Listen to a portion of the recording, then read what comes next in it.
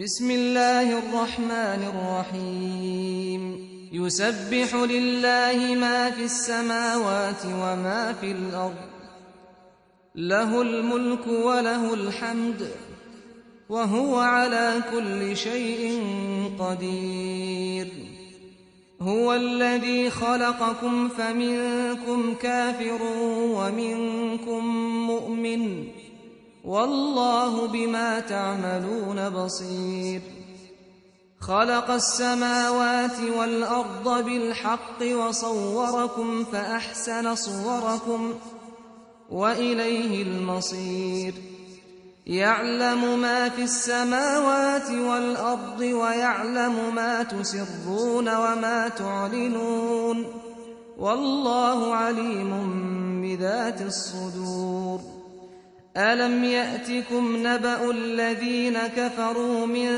قبل فذاقوا وبال أمرهم ولهم عذاب أليم ذلك بأنه كانت تأتيهم رسلهم بالبينات فقالوا أبشر يهدوننا فكفروا وتولوا واستغنى الله والله غني حميد زعم الذين كفروا أن لن يبعثوا قل بلى وربي لتبعثن ثم لتنبؤن بما عملتم وذلك على الله يسير فآمنوا بالله ورسوله والنور الذي أنزلنا والله بما تعملون خبير يوم يجمعكم ليوم الجمع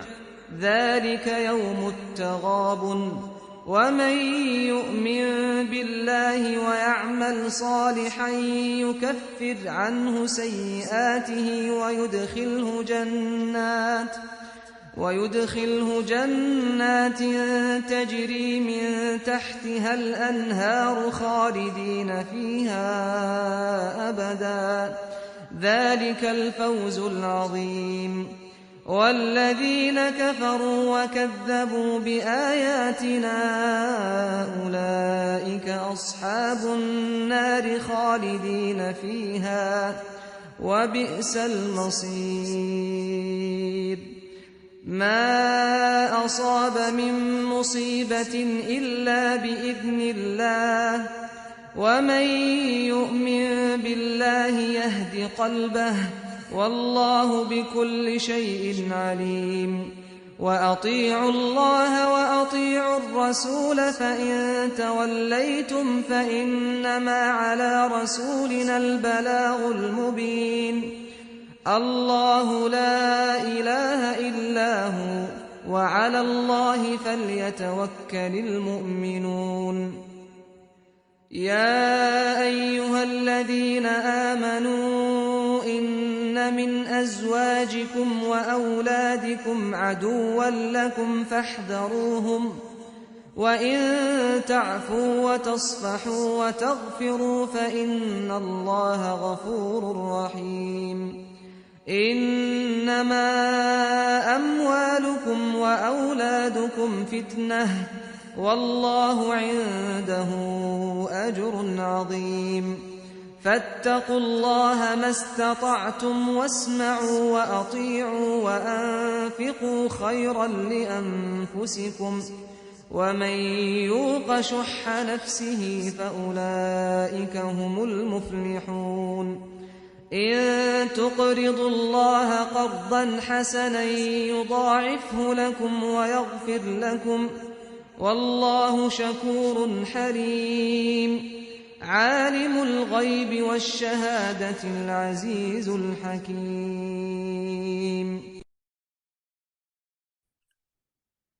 بسم الله الرحمن الرحيم الحمد لله رب العالمين والصلاة والسلام على أشرف المرسلين سيد الأولين والآخرين سيدنا وحبيبنا وشفيعنا ونبينا مولانا محمد وعلى آله وصحبه أجمعين رضي الله تبارك وتعالى عن قطب العارفين وإمام الصديقين مولانا أبو العباس أحمد بن محمد التجاني وخلفائه المهتدين وأهل طريقة الفائزين الرابحين وجميع المسلمين آمين يا رب العالمين. أما بعد. Donc, lors de la séance précédente, ou en tout cas des séances précédentes, nous avions parlé de At-Taghabun, donc cette grande perte, ou ce jeu-là d'extorsion, et voilà, voilà, pour faire perdre à l'autre et gagner nous-mêmes. Voilà, ce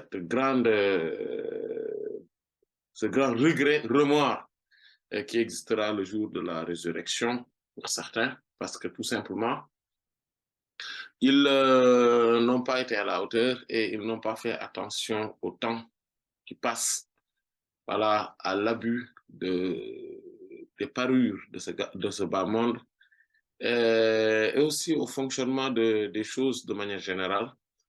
Et donc, on a parlé de tout ça quand même lors des séances précédentes, alhamdoulilah. Et surtout, on a vu lors de la séance précédente spécifiquement, donc de la glorification, de ce dont cela consistait, donc de ces cieux de la terre.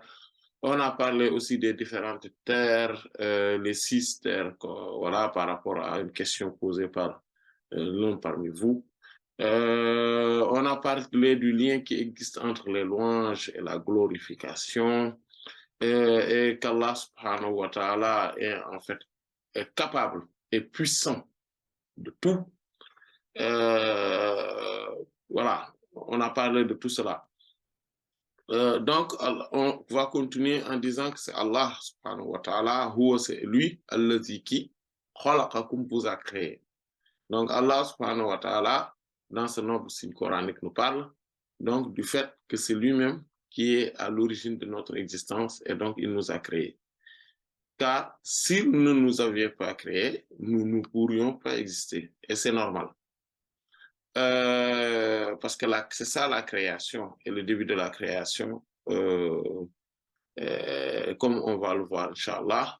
Et la création, quand il dit khalaqakum, et il a utilisé un terme, khalaqa, khalaqa, qui signifie créer, écrire, que nous créer plutôt à partir de quelque chose.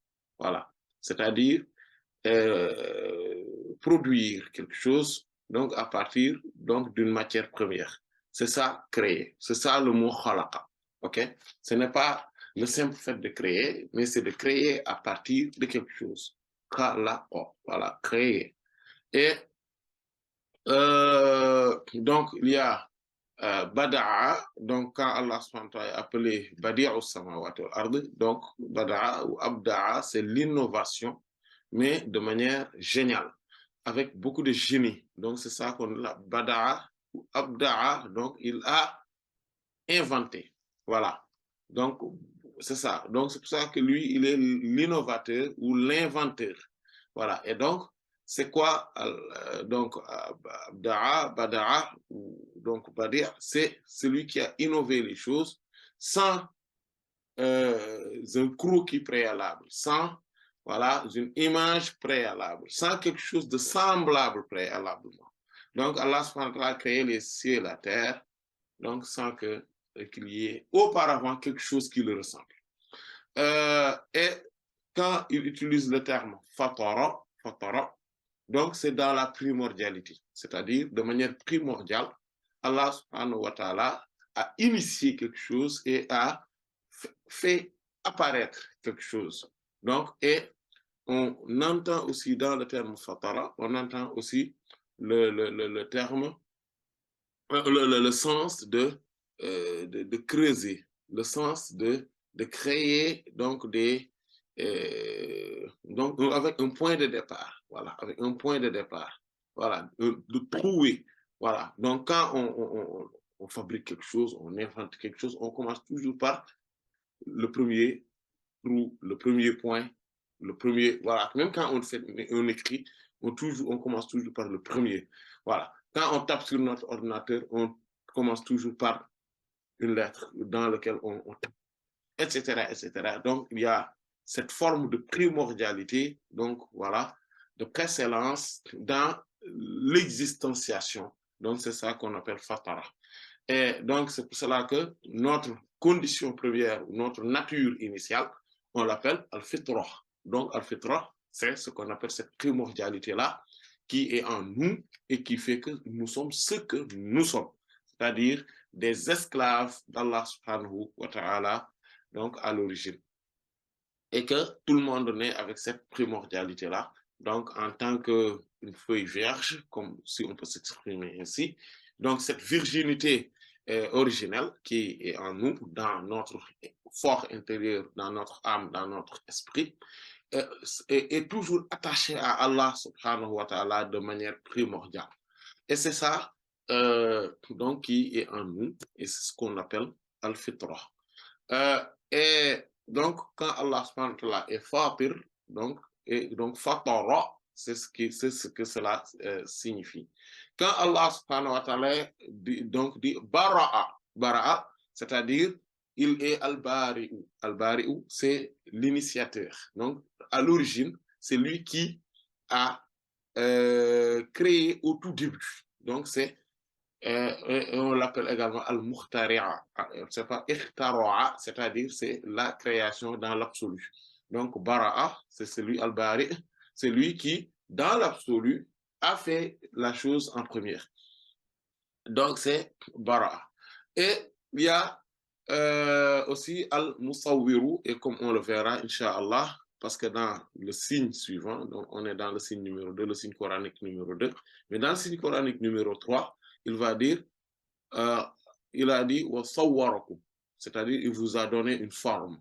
Donc c'est ça al-musawwir. Al-musawwir, c'est le créateur qui donne forme à toute chose. Donc toute la création, toute chose qui est créée a une forme, soit une forme matérielle ou une forme immatérielle, une forme concrète ou une forme abstraite. Mais ces formes-là, c'est Allah subhanahu wa ta'ala qui les définit. Et donc, c'est pour cela qu'on l'appelle Al-Musawwir. Donc, vous voyez que tous ces mots-là, tous ces noms divins ou toutes ces expressions sont des synonymes, ce sont des mots voisins, mais qui ont le même sens. Si on utilise un parmi ceux-ci, ils ont le même sens. Mais si on donc quand on dit khalaqakum, il vous a créé, il y a tous ces sens-là qui se regroupent, d'accord? Tous ces sens, tout ce qu'on vient de dire qui se regroupent dans khalaqakum. Cependant, et ici aussi, quand on dit sawwarakum, tous ces sens-là reviennent aussi dans sawwarakum, parce que il vous a créé à partir d'une matière première, et sawwarakum, il vous a donné une forme particulière. Donc, c'est-à-dire, donc, il vous a créé. Tous ces deux-là signifient il vous a créé. Sauf que les deux significations-là ont leur subtilité. Voilà, celle-là et celle-là ont leur subtilité. Maintenant, quand Allah subhanahu wa ta'ala nous parle de l'une des deux, en fait, il met dedans aussi tous les autres sens, toutes les autres significations qu'on vient de dire. Mais quand ils sont côte à côte, chacun prend son sens. Donc, c'est pour cela que dans le signe numéro 3, il a dit khalaqa et il dit wasawwara. Donc, chacun prend son sens. Voilà. Et s'ils sont côte à côte, quand il dit Wallahu al-khaliqul bari'ul musawwir, c'est lui Allah al-khaliq, al-bari et al-musawwir. Donc, vous voyez, tous ces trois-là prennent un sens. Donc, c'est lui qui vous a créé, c'est lui qui est le créateur à partir de matière première, khaliq. Al-bari, c'est lui qui est l'initiateur dans la création. Donc, c'est al-bari. Et al-musawwir, c'est lui qui donne les formes dans la création, dans ce qu'il a créé. Et voilà, donc, c'est trois sens différents.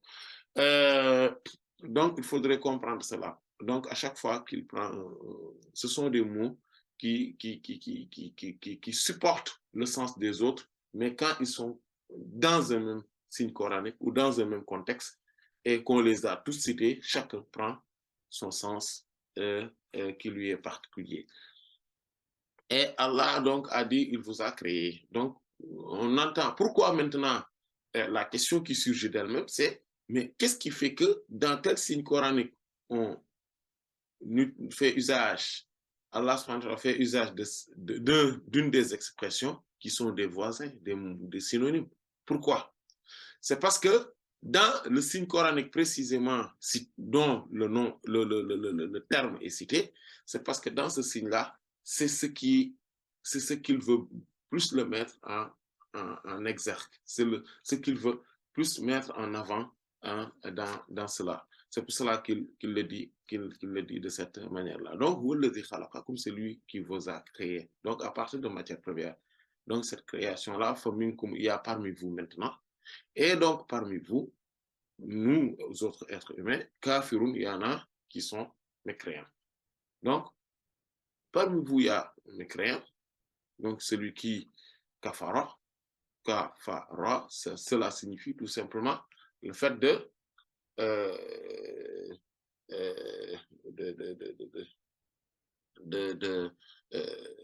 couvrir. Voilà, le fait de couvrir. Kafara. Vous voyez? Couvrir. Kafara. Couvre. Kafar. Voilà, c'est ça. Couvre. Kafar. D'accord? Donc, c'est ça. Quand le mécréant, c'est quoi? C'est parce qu'il a couvert. D'accord? Donc, le kafir a couvert. Qu'est-ce qu'il a couvert? Il a couvert le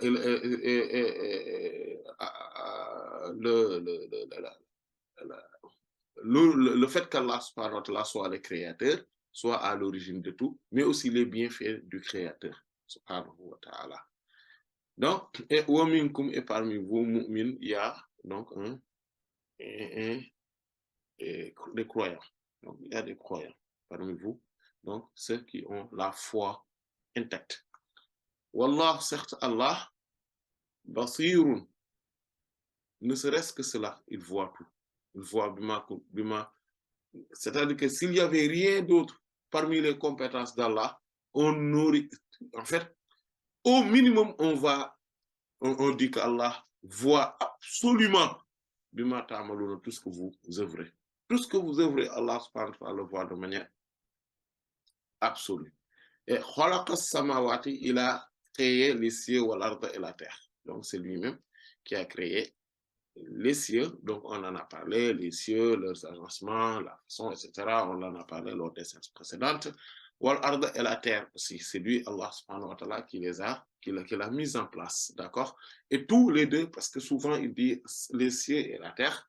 Pourquoi? Parce que tout simplement, c'est ces deux entités-là qui se sont disloquées lors de la création. Donc, après le Big Bang, quand il s'est réalisé, c'est la Terre qui s'est d'abord isolée. Donc, et après, voilà, le ciel s'est formé. Voilà, les autres étoiles, etc. Mais la Terre, c'est la première chose qui s'est isolée. Et que ce Big Bang-là, cette dislocation, voilà, cette dislocation, donc, de ce bloc qu'étaient les cieux et la terre, qu'Allah subhanahu wa ta'ala a initié, c'est que donc c'était au départ, donc le point de dislocation était sur la terre. Donc c'est le centre de la terre même.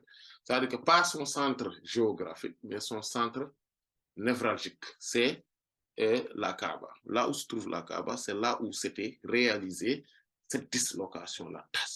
Voilà. Et la terre a été pétrie à partir de la Kaaba également. Et c'est pour ça que la Kaaba est l'endroit de manifestation, c'est le théâtre de la théophanie, donc la manifestation divine, donc de la totalité des noms et des attributs divins. Et même, c'est le symbole même de l'essence divine. C'est pour ça qu'on dit que c'est la maison d'Allah, subhanahu wa ta'ala, c'est la maison d'Allah. Donc la maison, c'est là où habite quelqu'un, c'est là où sied quelqu'un, c'est la résidence de quelqu'un. Et donc, c'est pour ça qu'on dit que c'est Allah Kaaba, c'est la maison d'Allah. Pourquoi? Parce que c'est le point de départ, c'est le focus, le point, voilà, focal, voilà, où se trouve donc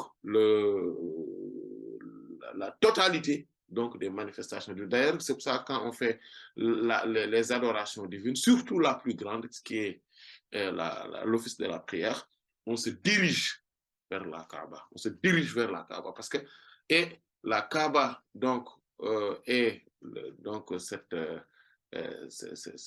direction donc de tous les corps, donc des physiques, d'accord? Et la Kaaba des cœurs, cependant, c'est Allah, subhanahu wa ta'ala, c'est vers Allah que doit se diriger exclusivement les cœurs des créatures. Et cette manifestation divine se fait à travers l'être aux louanges superlatives, sallallahu alayhi wa sallam, c'est-à-dire Sayyidina Muhammad, sallallahu alayhi wa sallam.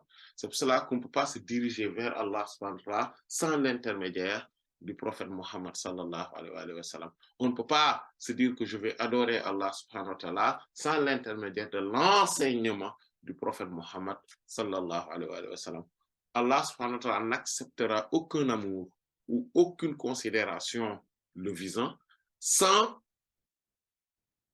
l'amour et la considération envers le prophète Muhammad, sallallahu alayhi wa sallam.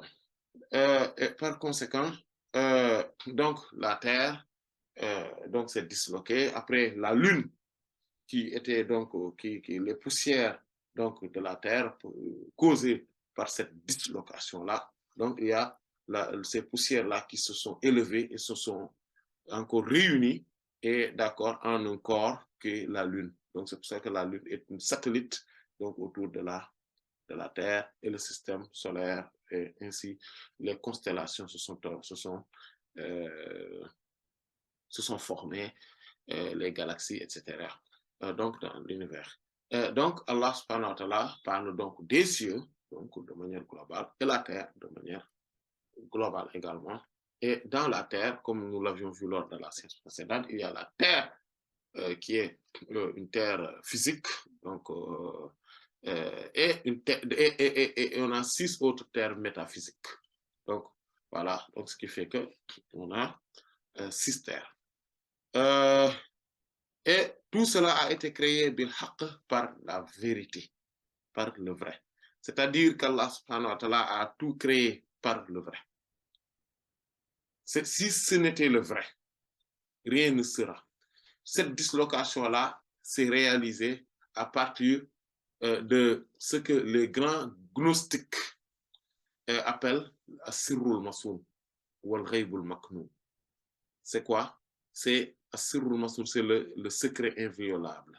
Ou Al-Ghaybul Maknoun, et c'est le mystère impénétrable. Et qu'Allah subhanahu wa ta'ala a préservé, bien préservé lui-même. Et c'est cette réalité de ce secret-là, c'est la réalité du prophète Mohammed sallallahu alayhi wa sallam. Et en réalité, ce que les physiciens, les astronautes, etc., appellent la matière noire. La matière noire qui est donc une matière ou en tout cas, c'est quelque chose qui est surnaturel, qu'on ne sait pas qu'est-ce que c'est. Bon, selon eux, bien sûr, ils ne le savent pas. Qu'est-ce que c'est? Et qui fait que tout est lié à tout. C'est-à-dire, tous les atomes, toutes les matières sont liées à tout, ce qui fait que l'univers tient. Et ce qui fait que, et cette matière-là, c'est une énergie noire, d'accord? Donc, elle a une énergie noire, cette matière noire-là a une énergie noire qui, bon, on dit noir parce que c'est inaccessible, c'est un mystère total, et qui fait qui se retrouve dans chaque atome de l'univers, et aussi qui est à l'origine de tout, en fait, qui est là, qui est le support de tout l'univers, le support de tout atome également, et qui fait que tout est lié, et qui fait que tout tient. Et on le retrouve dans tout. Et on pourrait même dire c'est l'esprit même, d'accord, de cet univers. Et c'est Al-Haq. C'est par cela. Donc Allah subhanahu wa ta'ala les a créés, mais par cette matière noire-là. En réalité, cette matière noire-là, contenant cette énergie noire-là, c'est la réalité mohammedienne, c'est la réalité du prophète Mohammed sallallahu alayhi wa sallam. C'est pour cela que les grands gnostiques, les grands connaissants, eux, ils l'appellent Al-Haq. Donc Al-Haq, parmi ça fait partie des noms du prophète Mohammed, sallallahu alayhi wa sallam, c'est-à-dire que de l'esprit mohammedien. C'est à travers cet esprit mohammedien-là qu'Allah a créé les cieux et la terre. Et tout tient par la vérité. Al-Haqq, Haqq bil-Haqq, Tal'at al-Haqq bil-Haqq, Nasir al-Haqq bil-Haqq, etc. Donc, c'est la manifestation de la vérité par la vérité. C'est le triomphe de la vérité par la vérité. Voilà. Et tout est établi par la vérité. La science, c'est la vérité. La science, c'est la vérité. C'est pour ça qu'on dit que la science ne ment pas. Ce qui pourrait mentir, par contre, c'est la théorie scientifique. Voilà. Il faudrait bien différencier entre la science, c'est-à-dire que ce qui est établi et ce qui ne relève que d'une théorie qu'on devrait démontrer après. Voilà. Ou pas, d'ailleurs, ou écarter. Donc, il faudrait bien différencier tous ces concepts-là. Et donc, c'est par la vérité, c'est-à-dire le prophète Mohammed sallallahu alayhi wa sallam. Donc, c'est pour cela que c'est le terme La ilaha illallah Muhammadur Rasulullah sallallahu alayhi wa sallam. C'est par ce terme-là, c'est par cette expression, par ce grand secret-là, cette expression La ilaha illallah Muhammadur Rasulullah sallallahu alayhi wa sallam, qu'Allah subhanahu wa ta'ala a tenu les cieux et la terre. C'est cette expression-là, cette parole-là qui est la vérité absolue. Tout tient par la vérité. Les cieux et la terre. Toute société normale devrait tenir par la vérité. Toute paix durable est soutenue par la vérité. On ne peut pas bâtir quoi que ce soit dans la contre-vérité. Rien ne sera durable dans la contre-vérité. C'est par la vérité qu'Allah a tout créé. Et il vous a donné forme, on en a parlé tout à l'heure. Fa'ahsana, et il a embelli suwarakum, votre forme qu'il vous a donnée. L'image qu'il a donnée à l'être humain, c'est son image à Allah, à lui. Car, comme le prophète a dit, Allah a créé Sayyidina Adam sous son image, c'est-à-dire sous son propre image à lui, Allah. Et cette forme-là, ce n'est pas, quand c'est à Allah, on ne parle pas de forme physique, mais c'est une forme spirituelle. C'est-à-dire qu'Allah, comme il lui-même a dit, Allama Adam al-asma'a kullaha, et Allah enseigna à Adam tous les noms. C'est-à-dire que tous les noms divins qu'on avait vu dans Yusabbihu, donc la glorification, le fait de baigner, de nager dans les noms d'Allah, les attributs divins. Donc, tous les noms d'Allah, tous les attributs d'Allah, subhanahu wa ta'ala, les plus élevés, ont été, donc, sont connus par Sayyidina Adam. Et Sayyidina Adam les a connus, mais les a incarnés aussi. C'est pour cela que l'être humain est le mandataire d'Allah, le lieutenant d'Allah, subhanahu wa ta'ala, sur son univers. C'est le seul d'ailleurs que vous voyez, il est capable de créer, il est capable d'inventer, il met les choses, il est le chef. Il trace donc la destinée donc, de cet univers, etc. C'est l'être humain qui est ça. Parce que Allah l'a mis à sa place, il lui a donné sa forme. Donc, il lui a donné sa forme, c'est-à-dire, il lui a fait incarner ses beaux noms et ses attributs les plus élevés. Subhanahu wa ta'ala. Et donc, et aussi, donc, notre forme physique aussi, Allah subhanahu wa ta'ala l'a embellie, car nous, notre forme, nous l'avons pris de la forme de Sayyidina Adam, notre aïeux, notre ancêtre commun. Et Sayyidina Adam, cette forme-là, il l'a pris de cette vérité par laquelle tout a été créé, c'est-à-dire l'esprit, la réalité mohammedienne. Donc cet esprit-là, on avait dit que tout ce qu'Allah a créé a une forme, soit concrète, soit abstraite, soit spirituelle, soit matérielle.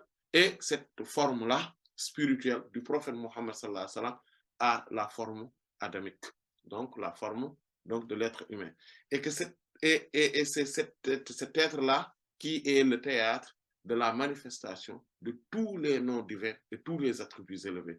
Il est même le théâtre de la manifestation de l'essence divine, c'est-à-dire le prophète Mohammed sallallahu alayhi wa sallam, et il est seul à l'être.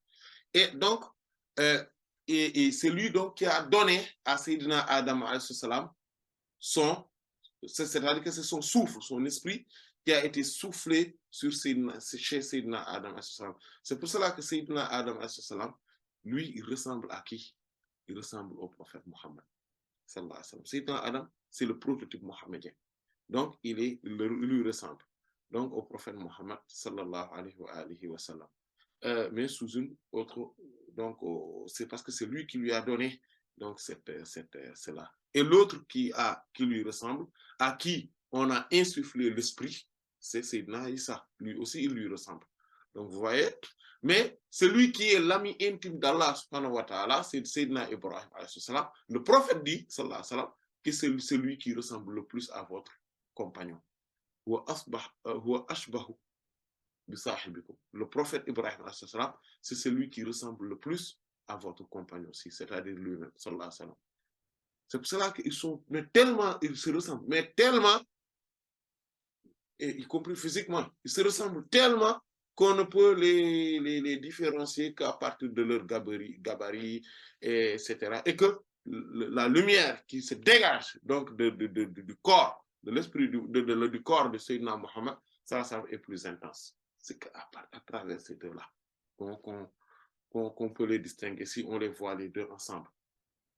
Voilà. Sinon, si on voit Sayyidina Ibrahim, on peut penser qu'on a vu Sayyidina Mohammed.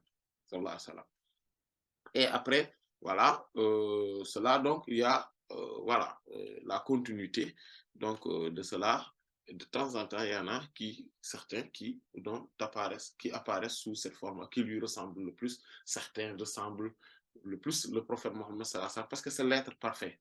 C'est l'être parfait. Voilà, si certains parmi vous ont suivi notre intervention là, lors du dernier Gamou là, ici à Lyon, on a parlé donc du corps physique du prophète Mohammed sallallahu alayhi wa sallam, de sa description physique. Et cette description physique-là qui montre des qualités morales, intellectuelles et spirituelles. Et quand on a parlé de ça, donc chaque trait de son corps, sur le visage, la tête, les traits de ses membres, etc., renvoie à des qualités physiques, spirituelles et intellectuelles. Et ces qualités-là sont des qualités qui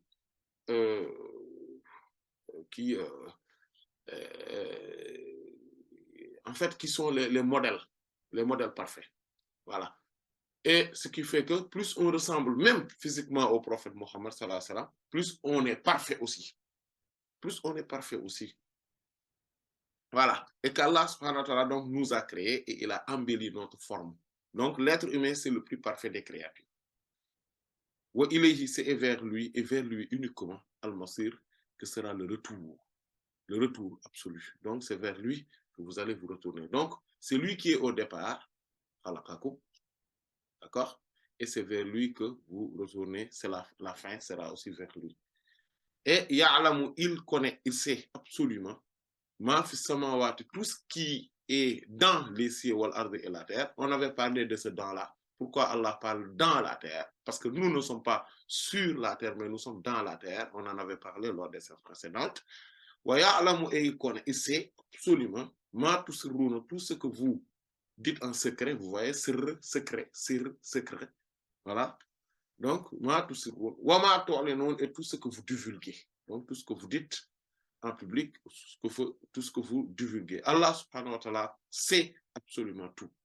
Wallahu, et Allah, alimun, est absolument connaissant, savant plutôt, est absolument savant, parce que le savant et la connaissance ne sont pas pareils. La science et la connaissance sont différentes. Donc, alimun, il est absolument savant, bizarre sudur, du contenant ou de l'essence même, donc des soudures spirituelles. Des soudures. Soudure, c'est le soudure, c'est la poitrine. Voilà, la poitrine, c'est soudure. Soudure. Pourquoi? Parce que la soudure spirituelle ou la soudure intellectuelle, mentale et psychologique de la personne dépend de son état de sa poitrine.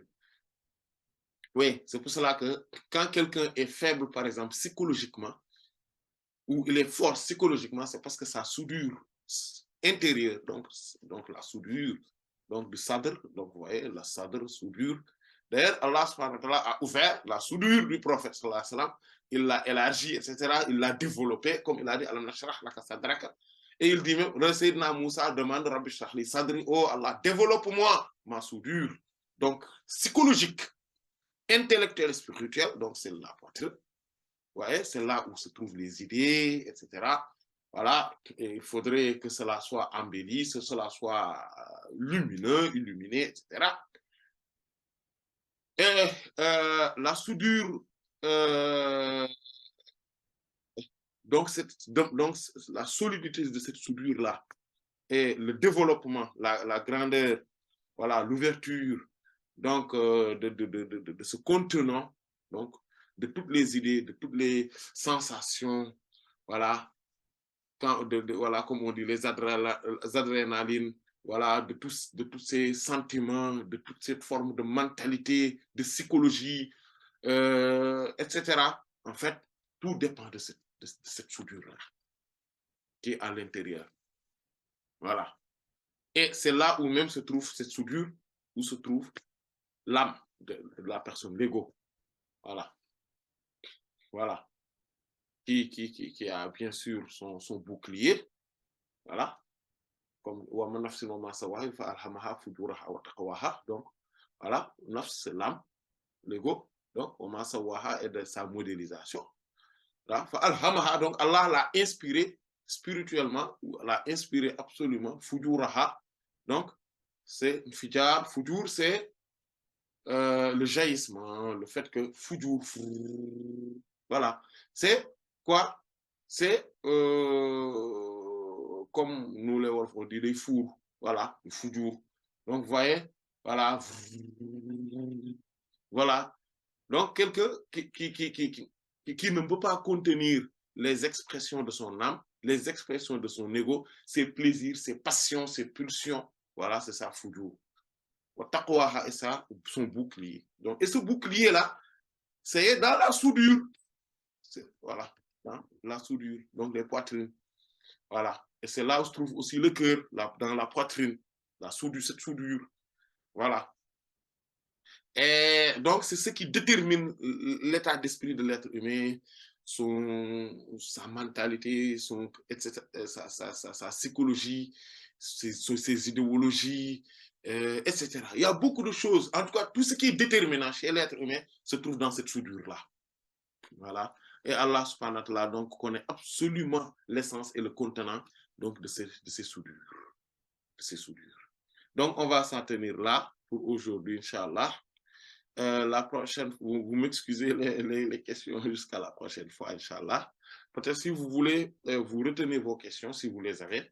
Et on va en parler la prochaine fois. Vous allez en parler, d'accord? Il ne faudrait pas les oublier. Et si le temps nous le permet, on va continuer maintenant à tirer les leçons de ces passages-là qu'on a vus. Donc, les passages qu'on vient de voir, on va maintenant tirer les leçons. Parce que là, on a fait que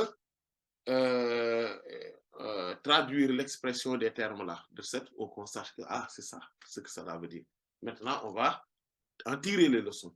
Voilà, donc de ces passages.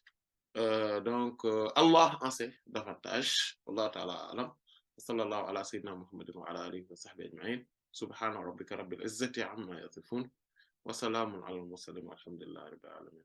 بسم الله الرحمن الرحيم يسبح لله ما في السماوات وما في الأرض له الملك وله الحمد وهو على كل شيء قدير هو الذي خلقكم فمنكم كافر ومنكم مؤمن والله بما تعملون بصير خلق السماوات والأرض بالحق وصوركم فأحسن صوركم وإليه المصير يعلم ما في السماوات والأرض ويعلم ما تسرون وما تعلنون والله عليم بذات الصدور ألم يأتكم نبأ الذين كفروا من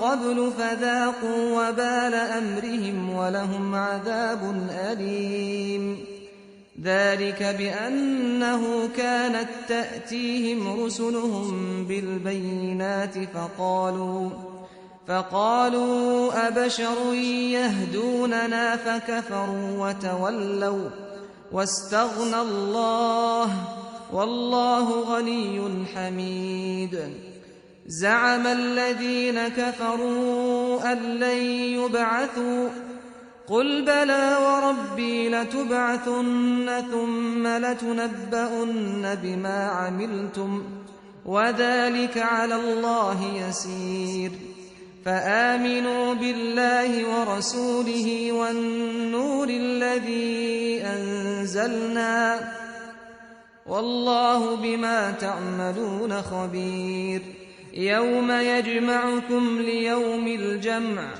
ذلك يوم التغابن ومن يؤمن بالله ويعمل صالحا يكفر عنه سيئاته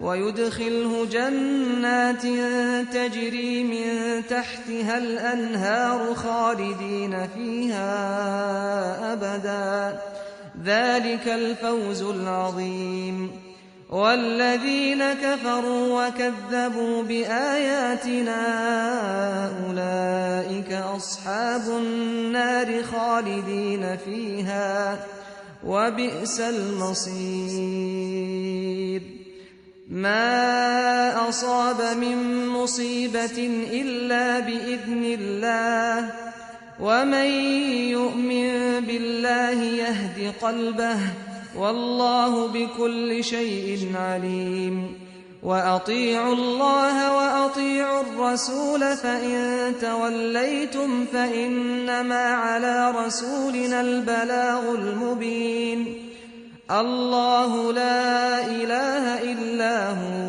وعلى الله فليتوكل المؤمنون يا أيها الذين آمنوا إن من أزواجكم وأولادكم عدوا لكم فاحذروهم وإن تعفوا وتصفحوا وتغفروا فإن الله غفور رحيم إنما أموالكم وأولادكم فتنة والله عنده أجر عظيم فاتقوا الله ما استطعتم واسمعوا وأطيعوا وأنفقوا خيرا لأنفسكم ومن يوق شح نفسه فأولئك هم المفلحون إن تقرضوا الله قرضا حسنا يضاعفه لكم ويغفر لكم